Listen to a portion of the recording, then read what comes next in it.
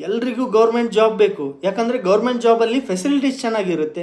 ಅದೇ government school ಬಗ್ಗೆ ಯಾರಿಗೂ ಚಿಂತೆ ಇಲ್ಲ.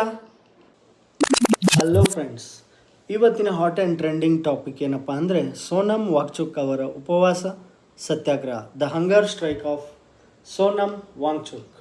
ಯಾರು ಈ ಸೋನಮ್ ವಾಂಗ್ಚುಕ್, ಯಾವ ರೀತಿ ಹೋರಾಟ ಮಾಡ್ತಿದ್ದಾರೆ, ಯಾರಿಗೋಸ್ಕರ ಅಂತ ತಿಳ್ಕೊಳ್ಳೋಣ ಬನ್ನಿ. Education is the most powerful weapon in the world ಅಂತ ಹೇಳ್ತಾರೆ.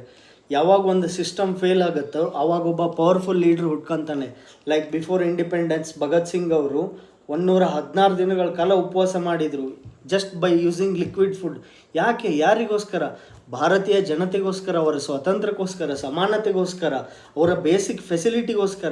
ಅದೇ ರೀತಿ ನಮ್ಮ ದೇಶದ ಒಬ್ಬ ಮಹಾನ್ ಸೈಂಟಿಸ್ಟ್, ಇನ್ನೋವೇಟರ್, ಆ್ಯಕ್ಟಿವಿಸ್ಟ್, ಪರಿಸರವಾದಿ, ಎನ್ವಿರಾನ್ಮೆಂಟಲಿಸ್ಟ್ ಆದಂಥ ಸೋನಮ್ ವಾಂಗ್ಚುಕ್ ಅವರು 17-18 ದಿನಗಳ ಕಾಲ ಉಪವಾಸ ಸತ್ಯಾಗ್ರಹ ಮಾಡ್ತಿದ್ದಾರೆ. ಯಾರಿಗೋಸ್ಕರ? ನಮ್ಮ ದೇಶದ ಯುವ ಜನತೆಗೋಸ್ಕರ, ಅವರ ವಿದ್ಯಾಭ್ಯಾಸಕ್ಕೋಸ್ಕರ, ಎಜುಕೇಷನ್ ಸಿಸ್ಟಮ್ಗೋಸ್ಕರ. ನಮ್ಮ ದೇಶದ ಎಜುಕೇಷನ್ ಸಿಸ್ಟಮಲ್ಲಿರೋ ಸಮಸ್ಯೆಗಳ ವಿರುದ್ಧ ಹೋರಾಡೋಕ್ಕೋಸ್ಕರ. One of the top exams of India, NEET question paper leaked. ಅಷ್ಟೇ ಅಲ್ಲದೆ 12th CBSE ರಿಸಲ್ಟ್ಸಲ್ಲಿ mistakes.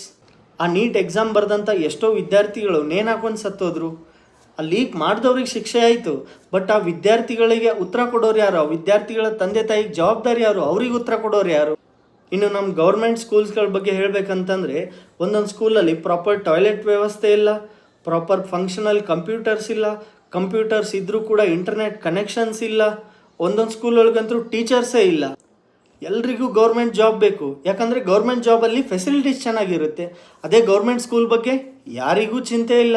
Even still in some of the CBSE schools about history only ನಮ್ಮದು ಬ್ರಿಟಿಷರ್ ಕಾಲದಲ್ಲಿ ನಮ್ಮನ್ನು ಯಾವ ರೀತಿ ದಬ್ಬಾಳಿಕೆ ಮಾಡಿದರು, ಬ್ರಿಟಿಷರು ಯಾವ ರೀತಿ ಆಳಿದರು, ಮುಘಲ್ಸ್ ಯಾವ ರೀತಿ ಆಳಿದರು, ಸುಲ್ತಾನ್ರು ಯಾವ ರೀತಿ ಆಳಿದರು, ಬರೀ ನಮ್ಮ ಮೇಲೆ ಆಗಿರೋ ದಬ್ಬಾಳಿಕೆಗಳ ಬಗ್ಗೆನೇ ಪಾಠ ಇದೆ.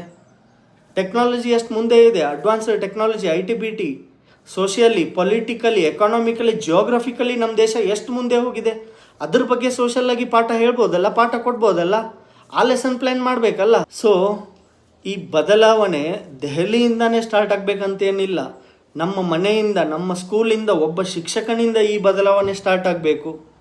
So I sincerely request every one to please support Sonam Wangchuk and try to change the educational system of our country, India. And as I say, be the change you want to see in the world. Bye bye. Take care.